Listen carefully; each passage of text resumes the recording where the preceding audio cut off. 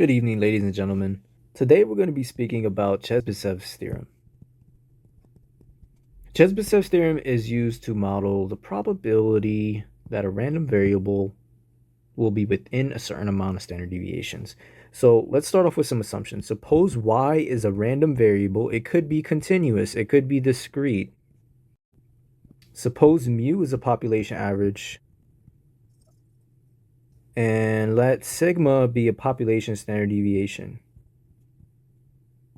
Okay, and suppose c is a positive constant. Then the theorem states that the probability that this random variable is within c standard deviations about the mean, because we're deviating about the mean. But it could be to the left and it could be to the right, because this is equivalent to the probability that it's greater than negative c sigma standard deviations, or it could be less than c sigma deviations. These are the same. Okay, this is at least 1 minus 1 over c squared. It doesn't depend on the standard deviation. Let's pay attention to this. This is important. It only depends on this constant. It only depends on this constant. Okay, so for instance, if we let's take an example, the exponential distribution. So let's suppose y is exponentially distributed with rate parameter lambda, and let's recall the average is 1 divided by lambda. This is the average, right? This is the exponential distribution. Let's say the average is something like here. Then we're just interested in the probability that it will be within 1 or 2 standard deviations about the average. To the right, to the left.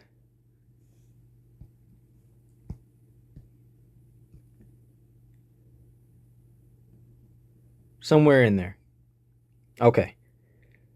Here's the thing, though, that's interesting about the Chebyshev's theorem is we just need to estimate these parameters, the population average, the population standard deviation. We just have to estimate it. We have to estimate it using empirical methods. We take the sample average, we calculate the sample standard deviation, and we know the sample size. Then we can estimate these using maximum likelihood methods. Because a lot of the time we don't know the probability distribution. Okay, let's compute an example. Let's suppose y is a normally distributed random variable with population mean mu, population variance sigma squared, and let's take c to be 2. So we're interested in the probability that it will be within 2 standard deviations. Chebyshev's theorem states that this probability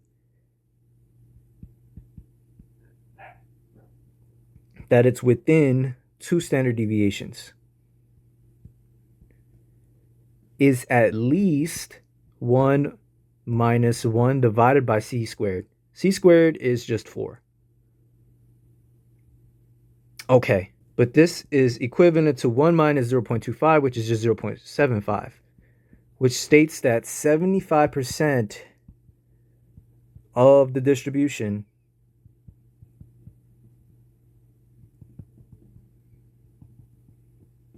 is within 2 standard deviations about the average. Okay, note that this is a necessary criteria. This is necessary. Chebyshev is necessary. It's a necessary condition. Note that this applies to any distribution. Chebyshev's theorem is for any distribution. Any probability distribution. Okay, but for a normal distribution, 2 standard deviations, we have an exact estimate. Special case.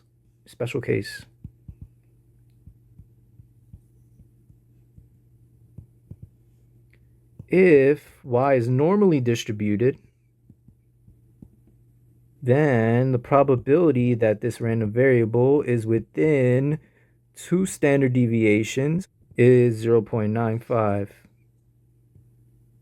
This is equality. It's 95%. Remember that 75% is lower bound. The lower bound is provided by Chebyshev's inequality. Lower bound. It's at least 75%. At least. But it could be bigger.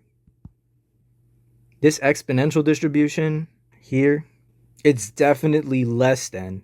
For c equal to 2, this probability is less than 0.95 because it's not a symmetric distribution. It's not a normal distribution.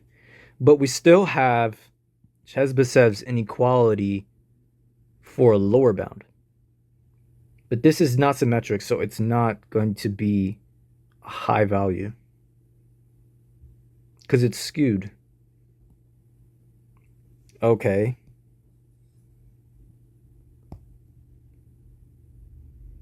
Let's show this explicitly using Markov's inequality. Let's prove it. We need to use Markov's inequality. Suppose y is a random variable.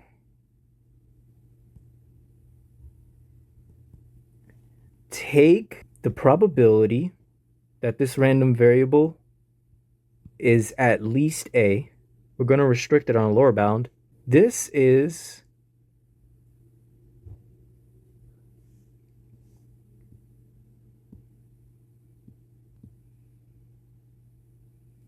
at most the expected value of that random variable divided by a. This makes sense because if a increases, this probability decreases. Let's consider the case. Let's take y to be x minus mu squared.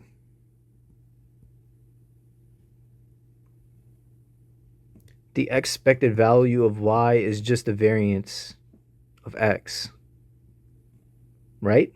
It's the second moment about the average. The variance of x is just sigma squared. Let's take a to be c sigma squared, the whole thing squared. Okay. Which is just c squared times sigma squared. So now let's plug in a few of the variables. Y is x minus mu squared. This is sigma squared divided by c squared sigma squared.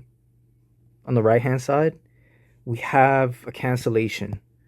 Sigma squares cancel. So on the right-hand side, we're just left 1 over c squared.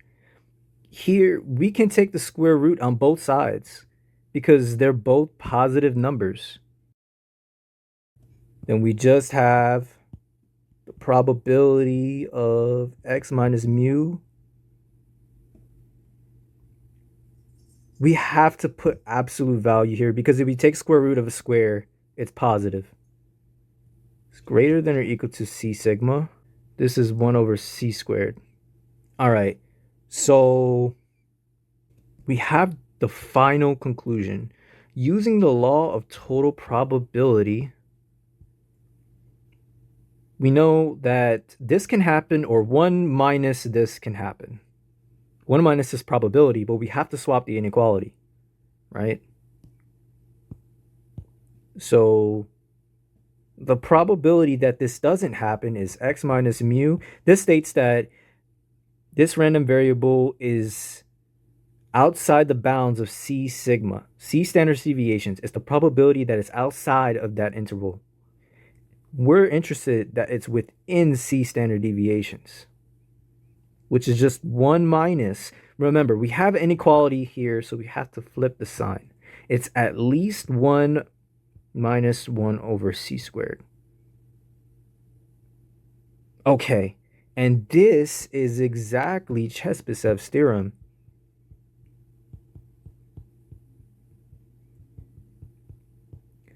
which is what we wanted to show. We used Markov's inequality to derive Chebyshev's theorem, and we didn't make any assumptions, this is important, about the distribution of y. We did not make any assumptions of this. Okay? Y is a random variable. It doesn't have any distribution. We just let A be C sigma squared, the whole thing squared, and we derive Chebyshev's theorem. This concludes the lecture.